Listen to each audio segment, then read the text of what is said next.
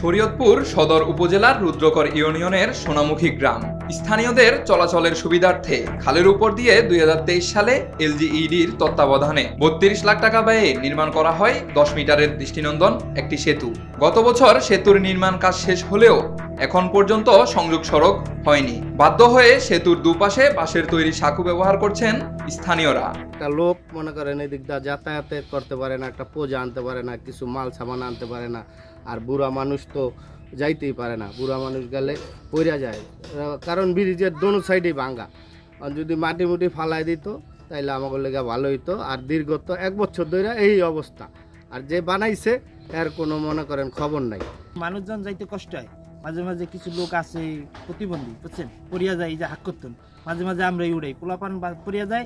আগে ছিল একটা হাক্কু, এখন হচ্ছে 2টা। ব্রিজও আছে, হাক্কুয়ান আছে 2টা, ঠিক আছে। এই গরু বাছুর নিয়ে আপনার এই যাইতে হইলো কষ্ট হয়। বিয়ানে নিতে নাওয়াইয়া ভিজাইয়া আবার সন্ধ্যার কালে আনন্দ লাগে ভিজাইয়া। সামান্য আইতে যাইতে পূজা আনতে বদলা গামলা লাগে আনতে ও পারতন 2টা সাক্কা দিয়ে পার হইতে তো বেতালেই এই যে বান্দা সরকার, তো এই বর্তমানে সরকার তো বাঁধে না, আগের সরকার তো গেছে কি পোল্ট্রি লিয়া, অন তো সরকার বাঁধে না, কি আরবো আনা আমাকে কষ্ট হয় আইতে যাইতে। আমরা কৃষিকাজ করতেছি, কিছু মাল সামান আনতে আমাকে খুব অসুবিধা হয়।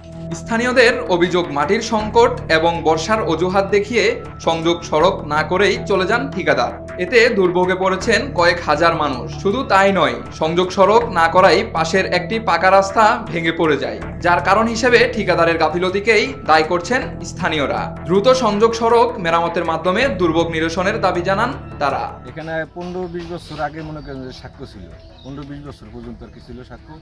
এই বছরখানিক ধরিয়া ওই বৃষ্টি হয়েছে, বৃষ্টি হওয়ার কারণে মনে করেন এখন আমরা মনে করছিলাম যে ভালো থাকতে পারুম, যাতায়াত ভালোভাবে করতে পারব। কিন্তু এখন এই ব্রিজের গোড়ায় এই পাশে ওই পাশে 2 পাশের এক পাশেও মাটি নেই, কিন্তু দোনো পাশে সাক্ষ্য। আগে ছিল একটা, এখন সাক্ষ্য হয়েছে 2টা।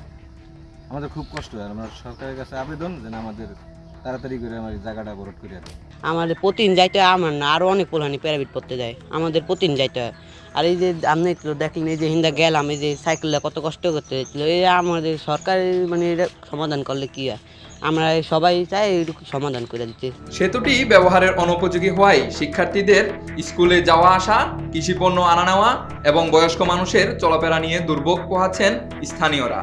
আমাকে এই ব্রিজটা আওয়াজ হইতে না হওয়াই ভালো ছিল অনেক। আমরা আগে তো যাতায়াত করতে পারতাম নৌকা দিয়েও করা যাইতেছে না। আমাকে শাক পাতা, তারপর কৃষি কাজ করে যারা পাট ধান হারা মাথায় করে আসতে পারতেছে না, নৌকা দিয়েও আসতে পারতেছে না। অনেক সমস্যা হইতেছে কৃষি মেশের। আমরা চাই আমাকে ব্রিজের গোড়ায় মাটি না দেওয়া পর্যন্ত আমরা ব্রিজ দিয়ে কাজ করতে পারতেছি না। আর বুড়া মানুষ অনেক মাজা ভাঙছে পড়িয়া ব্রিজ থেকে, কোনো মানে নৌকাও নাই যে নৌকা দিয়ে পার করে নেব, আর রিক্সাও নাই যে যাওয়ার কোনো সিস্টেম নেই, হাইটেই যাওয়া লাগে। আমাদের এখান থেকে যাতায়াতে খুবই অসুবিধা। আমরা এখান দিয়ে ছাড়া অন্য কোথাও যাইতে পারি না, যদিও যাই অনেক দূর, অনেক কষ্ট হয়। আর আমাদের এখানে নৌকারও পথ না, যাতায়াতের পথ শুধু এইটাই আমার কাছে। আর আমাদের এই মাটির দেওয়া না পর্যন্ত আমরা চলাচল করতে অসুবিধা।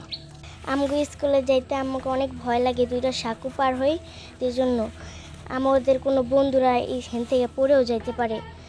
এই জন্য আমরা চাই সরকার জানি এই ব্রিজের হেন্দা ভরে ফেলাইতে পারে মাটি দিয়া। Zahid Hossain, south Asian Times.